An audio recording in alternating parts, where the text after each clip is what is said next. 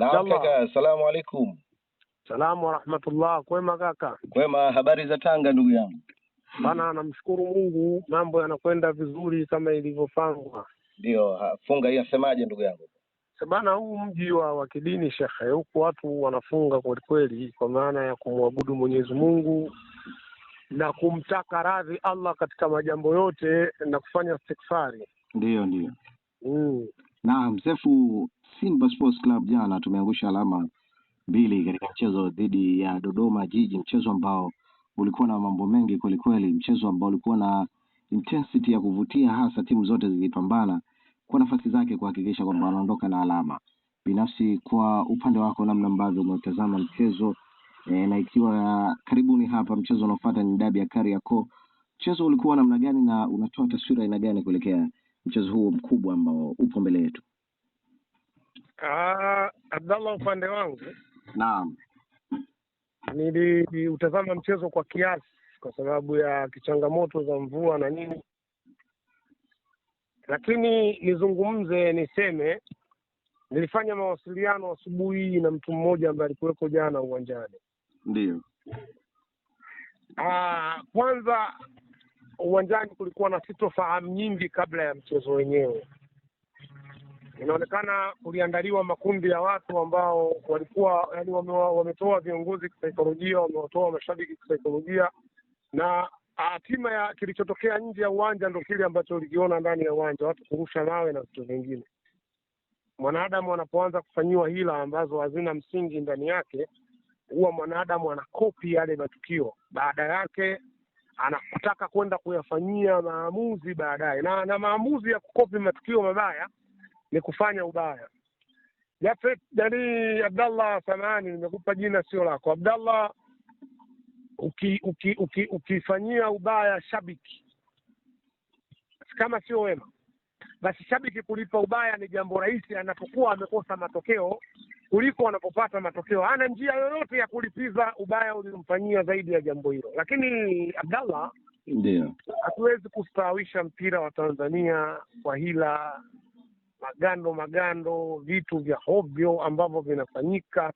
Hatuwezi kustawisha mpira. Abdallah, mimi hatujazungumza muda. Sahihi kabisa. Kuna mechi 2 tumepita hapa, labda tuseme kama mechi za kujiandaa kuelekea mechi ya dabi. Naam. Ya pili zile mechi moja mwenzetu alishafungwa, sisi moja tumesuluhu, lakini aliyefungwa alilazimishiwa ushindi. Nadhani utakuwa unakusudia mechi gani na ushajua. Ya, nimekuelewa, nimekupata vizuri. Mechi kati ya Namungo na Yanga, kwa mechi nzima maana yake Yanga alikuwa anafungwa ile mechi kwa sababu penati ya kweli waliopata Namungo walinyimwa, penati ya uongo waliopata Yanga walipewa. Kwa tafsiri hii maana yake kwanza Yanga hawezi kudondosha pointi, labda waamuzi waamue kuanza kufanya haki. Kwa tafsiri hii, kwa nini? Kwa mantiki hii, mechi ilimtaka Yanga awe ameharibu mechi kwa maana ya mechi, lakini kwa maana ya bato iliyofanyika katika mechi, kwa maana ya wachezaji wa Namungo walipojituma katika mechi, lakini muamuzi anawalazimishia matokeo Yanga ili wasidondoshe. Sawa, muamuzi wa jana anaonekana nyuma yake ana maagizo, analazimisha ni lazima Simba wadondoshe kutokana na hila nyingi zilizofanyika katika uwanja, kwa sababu wale miamba vitendo vingi walivyofanya, viko vitendo vilikuwa vya red card. Kuna kitendo sijakisahau kabisa, kitendo ambacho muamuzi akitoa red card, yale ni matusi ya mpira. Kwanza muamuzi anapoweka mpira sehemu, ikawa ni mpira wa kutenga kuelekea katika lango lenu, wewe ambaye unatakiwa kukaa kwa maana ya ukuta, ukauondoa mpira kutoka eneo lile, maanake umemtukana muamuzi. Muamuzi amefanyiwa matusi ya namna hiyo na hila nyingi za kipuuzi katika mchezo, lakini ilionekana kama kwake hakuna shida yoyote. Sasa Abdallah, hatuwezi kustawisha mpira wa Tanzania kwa maarifa ya namna hii, hatuwezi. Sisi wazungumzaji tutazungumza, itafika wakati tutachoka kuzungumza. Sisi tunazungumzia Simba yetu, tunazungumzia haki ya mpira. Mimi sishabiki Simba ili ipate matokeo, shabiki Simba ili ipate matokeo my brother. Nashabikia Simba ili iwe inapata, inakosa na mambo mengine. Yaani mimi niko katika Simba kwa maana ya kubeba matokeo yote.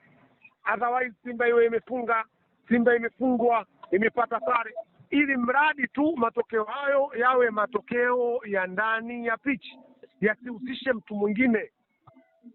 Sasa my brother, tunashindwa pia kujenga timu za haki na timu za kweli kwa sababu tumekuwa na watu wa hovyo wa ajabu. Hivi huyu mtu ambaye anapewa matokeo kwa lazima, kuna muda wanasimama watu wanatangaza quality. Quality gani unaotangazia? Mtu akuguswa katika penalty box anaambiwa penalty. Quality gani unaotangazia? Mtu anakwenda katika penalty box anashikwa mabega, anadondoshwa, refari anasema sio penalty. Eti refari huyu kesho kutwa unakwenda kumuona, yanaitwa makosa ya kibinadamu. Punguza hawa, unapofungia hawa miaka mingi inakuwa unatengeneza marefari wa kweli, umenielewa? Lakini marefari hao wananyima haki ya watu fulani kupeleka watu wengine. Juma Mgunda amepokonywa pointi 3 alizotakiwa kuzichukua. Pointi 3 hizi zitakwenda kumfanya Yanga kuwa bingwa, manake Yanga angesema Simba pamoja na kusuruhu jana kungekuwa na tofauti ya pointi 2 kati yao. Pointi 3 hizi zimefanya Yanga kuwa na pointi 5 mbele. Umenielewa sijui? Sahihi. Ni waamuzi gani ninyi ambao mnaangalia, mna milengo, waamuzi mmekaa katika upande fulani, mnadumaza mpira, mnaofanya mpira wetu usistawi. Mnapunguza nguvu za wawekezaji. Wewe mjinga mmoja, watu wanaweka mabilioni ya fedha, chezesha haki basi. Hata kama kuna watu wanakutuma, nyinyi naye mnawatuma waamuzi. Kwani mna dhamira gani na kosa hili? Mnazo nguvu, simameni, onyesheni nguvu zenu. Kuna muda toeni matamko ya wazi wazi, acheni hivi vitu vya hovyo mnapotufanyia. Umenielewa? Ndio. Na pia hatuwezi tukakaa sawa hata siku moja kama mimi nikueleze, kama TFF itashindwa kutunga sheria.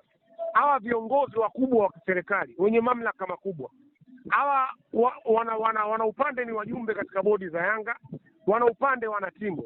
Haya mambo haya yatazamwe vizuri. Haya mambo mimi nimeyalalamikia huu takriban ni mwaka wa 3. Yatazamwe vizuri, haya hayawezi kuleta ustawi wa soka. Kuna namna anaondoa ile ungwana, wanaondoa ungwana katika ushindani. Tunaweza kuzungumza hivyo. Naam. Kuna namna anaondoa ushindani ambao tulikuwa tunautarajia katika michezo kama ambavyo tunaona Simba imekutana nao. Unakuwa sio ushindani wa haki. Unakuwa sio ushindani wa haki. Moja, pili, mnapata wasaa wa kutuma timu zenu ambazo mmezitengeneza kwenda kuwapa watu wengine ushindi na kwenda kukamia watu wengine. Umenielewa? Watu wanatakiwa kubato kwa namna hii. Wewe umesahau Singida mechi moja na Yanga, anakuja kufunga Pakome goli la Mungu nisaidie Zanzibar. Lilimuondoa kocha maarufu tunamuita kwa jina la Uchebe. Ndio. Patrick Austin. Umenielewa vizuri? Patrick Austin.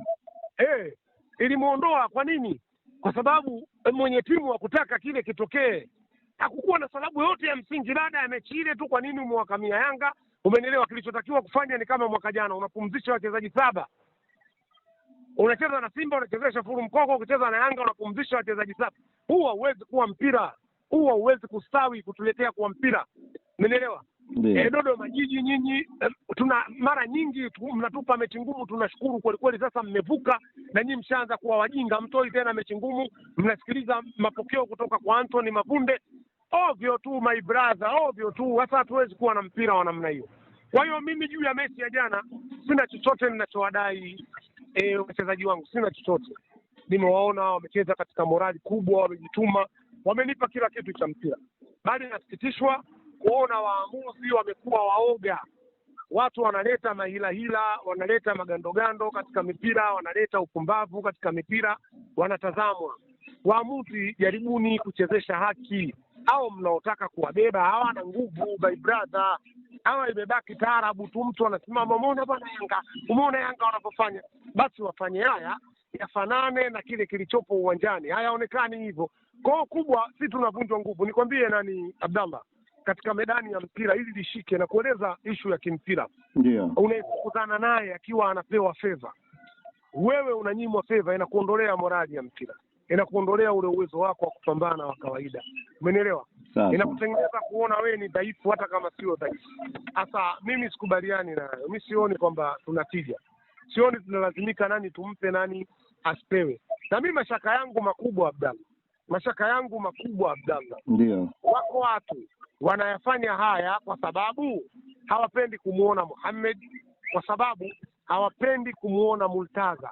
Hawa watu wawili hawa watakwenda kuwa muanga. Watanielewa end of the day watu. Umenielewa vizuri eh? Ndio. Ndio haya unaoyaona. Yaani inalazimishwa Yanga awe bingwa mara 5, aonekane Mohamed Dewji afanye chochote, aonekane Murtaza Mangungu afanye chochote, watu waendelee kumtukana. Umenielewa sijui? Ndio. Haya mambo yanapangwa. Inapangwa dabi, lazima ziwe dabi 5 au 6 Simba afungwe. Miongoni mwa dabi 6 una kumbukumbu nzuri. Dabi 3 zote zimehukumiwa na waamuzi wa shamba.